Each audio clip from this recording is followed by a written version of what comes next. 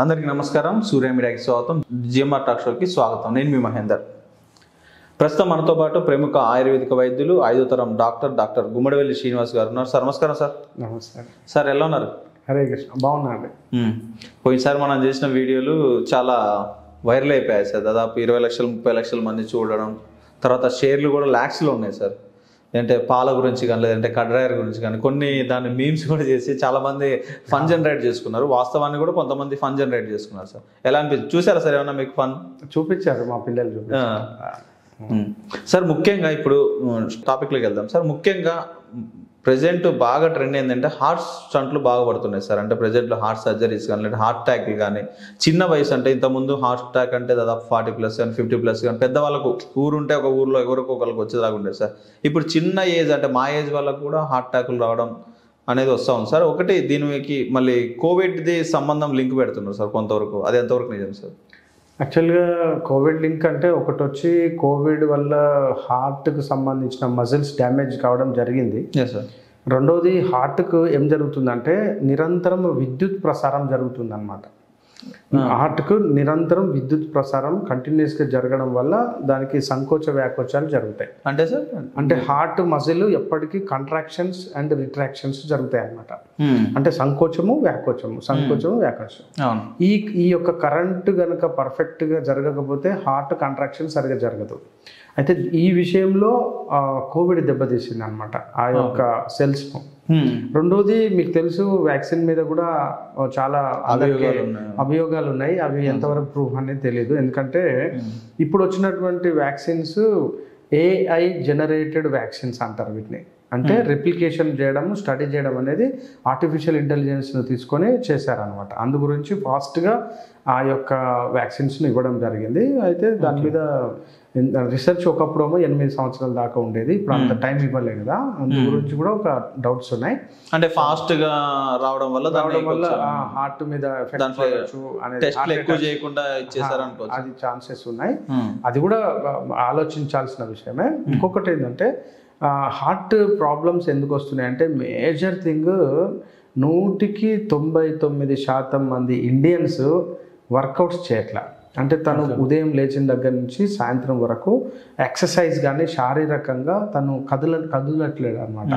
ఒక రైతులు, కర్షకులు, కార్మికులు తప్ప మామూలుగా జనరల్ పీపుల్ అందరికీ చాలా ఫెసిలిటీస్ వచ్చినాయి. ఒకప్పుడు నీళ్లు తెచ్చుకోవాలనుకోండి, మా చిన్నప్పుడు మేము నీళ్లు తెచ్చుకోవడానికి 1 కిలోమీటర్ దూరం వరకు వెళ్ళి, 1/2 కిలోమీటర్ దూరం వరకు వెళ్ళి ఆ నీళ్లు నల్లాల కాడ బాగా గొడవలు చేసుకొని ఆ బిందెలు కొట్లాట మీకు అందరికి తెలుసు కదా.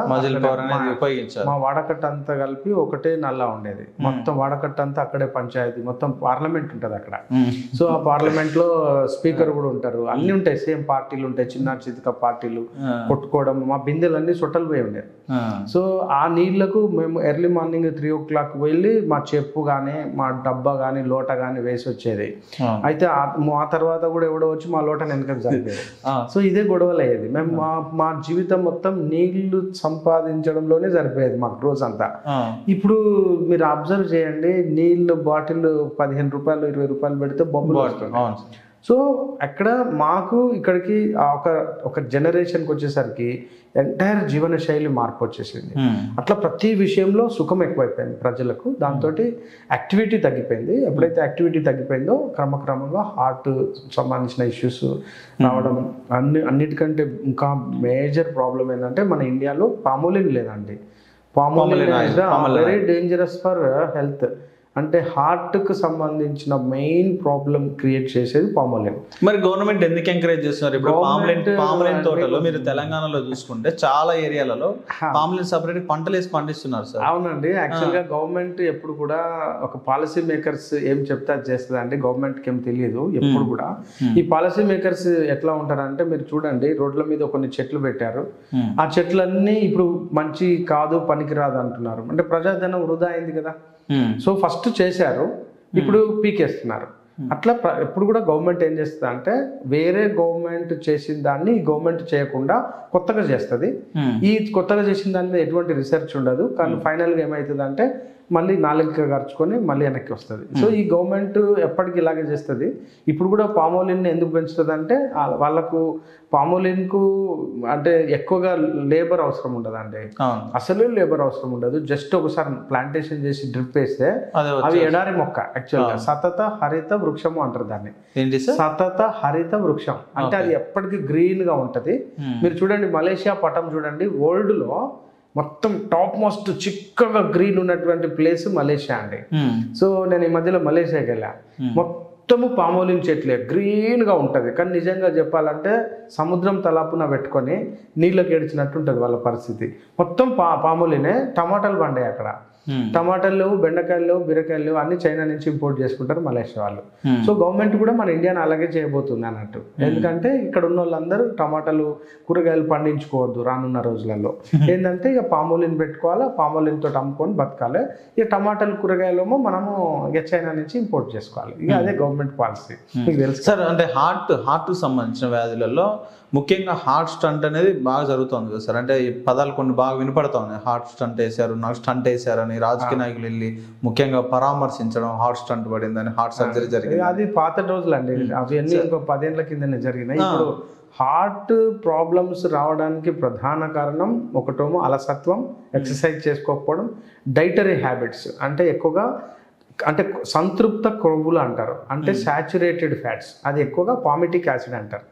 ఈ పామిటిక్ యాసిడ్ ఎక్కువ పామోలిన్లో ఉంటుంది. మీరు అన్ని బిస్కెట్స్ చూడండి, మీరు తెల్లారు లేచి బిస్కెట్స్ చాయ్లో పెట్టుకొని బిస్కెట్స్ తింటారు చూడండి.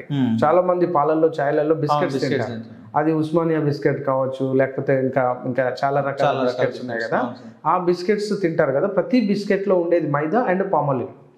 అండ్ ఇంకొకటి ఏంటంటే ప్రతి ఐస్ క్రీమ్ లో 30% పామోలిన్ ఉంటుంది. అట్లా పామోలిన్ లేకుండా అసలు బయట పదార్థాలే లేవు. పామోలిన్ ఎప్పుడైతే తింటామో హార్ట్ బ్లాకేజ్ అవుతుంది. ఎప్పుడైతే హార్ట్ బ్లాకేజ్ అవుతుందో స్టంట్ వేయాల్సి వస్తుంది. స్టంట్ ఎంత సార్ మాక్సిమం సార్? కానీ సార్ పోతుంది అంటే ఎన్ని సున్నాలు పెడతారు సార్? స్టంట్స్ అంటే మేము వినేది స్టంటేనా సార్? స్టంట్సే. మీకు స్టంట్స్ లో చాలా రకాలు ఉన్నాయి. స్టంట్స్ లో టైటానియం స్టంట్స్ ఉంటుంది, ఇప్పుడు మామూలుగా పాలికార్బోనేట్ స్టంట్స్, తర్వాత అంతకుముందు అబ్దుల్ కలాం గారు స్టంట్ కనుగొన్నాక చాలా రేట్లు తగ్గినాయి అసలు. అయినా 7 రూపాయలకి స్టంట్ ఏం సార్? మరి 7 రూపాయలకి చాయ్ కూడా రావట్లేదు సార్ హైదరాబాద్. కానీ యాక్చువల్ గా జరిగేది అది అనమాట. ఇదంతా పెద్ద తెలుసు కదా మీకు. సో దీని మీద ఎటువంటి నియంత్రణ ఉండదు, ఎవరికి తెలియదు. ఇప్పుడు అంటే కొంచెం రేట్లు పెంచుకోవచ్చు, కానీ యాక్చువల్ గా ఒకప్పుడు అయితే జరిగిందంతా ఇదే అనమాట. సో స్టంట్ అనేది ఒక టెక్నికల్ ఇష్యూ, ఒక డాక్టర్ గారు వేసే పని కాబట్టి అది ఎంత కాస్ట్ అనేది అది భగవంతునికి ఎరక నిజంగా చెప్పాలంటే.